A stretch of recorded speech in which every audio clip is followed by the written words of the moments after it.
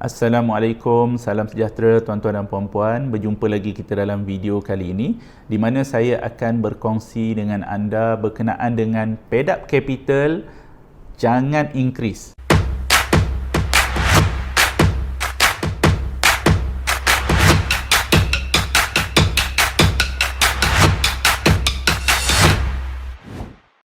Okey, istilah increase paid up capital ni ialah istilah yang merujuk kepada kita mewujudkan saham baru di dalam syarikat.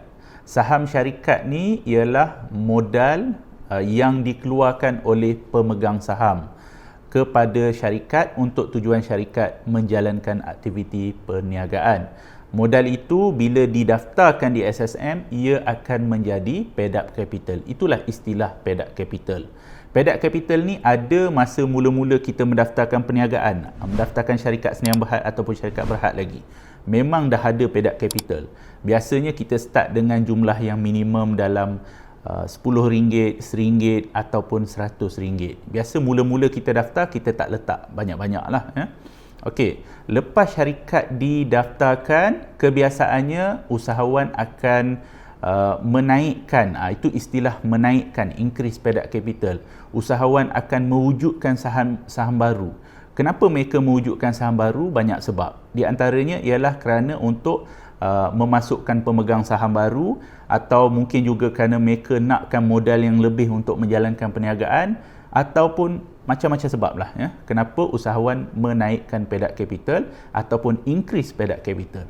Tapi dalam video ni saya nak pesan kepada anda semua, terutamanya usahawan, pengarah syarikat senian berhad, pengarah syarikat berhad, jangan suka-suka nak menaikkan ataupun increase paid up capital anda sekiranya pertama, duit itu anda tak ada. Jangan increase paid up capital kalau anda tak ada duit tu. Jangan tipu-tipu. Memang saya tahu, memang ada dengan bantuan syarikat setiausaha menaikkan paid up capital yang tidak ada. Paid up capital kalau kita nak naik, mesti duit itu ada, mesti dibuktikan dengan pindahan duit ataupun bank statement. Duit itu mesti masuk ke dalam akaun syarikat, akaun bank syarikat.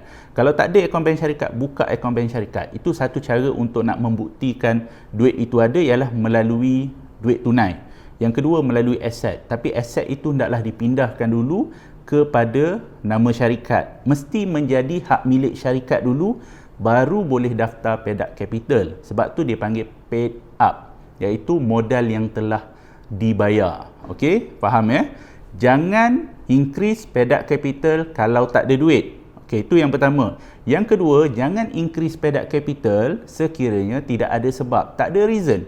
Out of nowhere saja nak tunjuk-tunjuk kat orang, nak belagak, tunjuk bagi tahu company I ada paid up capital 1 juta, company I ada paid up capital 10 juta. Hebat kan? Okey, jangan buat macam tu. Sebabnya kalau kita naikkan paid up capital tanpa ada reason, di antara reason yang kukuh ialah untuk memohon lesen. Contohnya kita nak mohon lesen MOF. Lesen MOF, syarat dia ialah mesti ada paid up capital 2,500 dan ke atas. Lesen apa lagi? Banyaklah lesen-lesen yang mana dia memerlukan paid up capital tertentu. Jadi sebab itu anda menaikkan paid up capital. Itu menunjukkan anda ada reason yang kukuh. Mungkin juga anda increase paid up capital atau menaikkan paid up capital disebabkan oleh nak mohon loan. Biasanya loan, bank akan tengok kepada paid up capital syarikat. Kalau paid up capital syarikat tu, biasanya paid up capital syarikat ni dia nak tengok biar orang kata logik ataupun dia punya nisbah tu sesuai dengan jumlah loan yang dia nak minta. Dia nak minta RM1 juta, paid up capital RM2, mana nak bagi? Bank takkan bagi. Bank akan tengok paid up capital syarikat tu bersesuaian. Kenapa bank buat macam tu? Sebab bank nak pastikan syarikat boleh bayar balik hutang dia. So, itu menunjukkan sebab jugalah tapi kalau semata-mata, macam saya kata tadi, semata-mata nak tunjuk dekat orang, semata-mata nak bagi tahu orang, semata-mata nak kata syarikat kita ni syarikat yang mahal, ataupun minta jauh lah, yang mana kita ni nak menipu orang. Jangan buat macam tu. Sebab paid up capital yang dinaikkan tanpa ada duit, pertama sekali itu adalah salah, salah di sisi undang-undang. syarikat setiausaha yang membantu, syarikat setiausaha pun telah membuat pelakuan jenayah. Okey, itu yang pertama. Jangan increase paid up capital jika tidak ada dua reason tadi tu, reason kukuh. Okey. Sebab apa? Kenapa anda tak boleh nak menaikkan paid up capital sekiranya anda tidak ada sebab yang saya bagi tahu tadi? Sebabnya, sekiranya anda menaikkan paid up capital tanpa ada reason yang kukuh, tanpa ada sebab yang kukuh saja-saja, sebenarnya yang pertama anda telah menyebabkan cukai syarikat anda menjadi lebih tinggi. Okey, lebih-lebih lagi bagi anda yang increase paid up capital tanpa ada duit. So, cukai syarikat anda akan menjadi lebih tinggi. Okey, itu yang pertama. Yang kedua, anda akan menyebabkan syarikat anda nanti susah untuk nak ditutup. Kita tak tahu, bukan kita minta, na'udzubillah. Pada bila-bila masa, mungkin syarikat kita, planning kita tak macam yang kita rancang. Tidak semua orang dia plan, dia akan jadi macam apa yang dia plan. Apa yang dia buat akan jadi macam apa yang dia plan. Tidak semestinya macam tu. Kadang-kadang kita tak tahu, mungkin kita terpaksa satu masa menutup syarikat kita.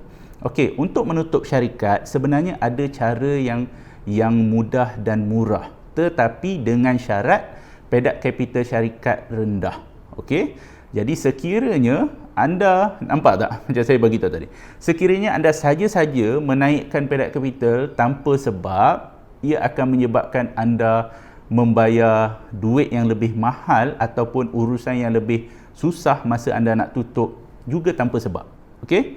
Kalau ada sebab masa nak naik paid up capital, tak apalah, taklah galat sangat kan kalau kita bayar lebih pun. Ini kalau tak ada sebab, kita nak tutup kita kena bayar mahal, proses akan menjadi lebih susah. Tu orang kata memang sengaja cari penyakit lah.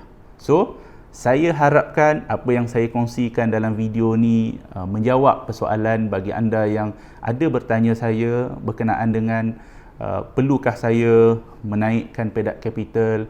Itulah jawapan saya.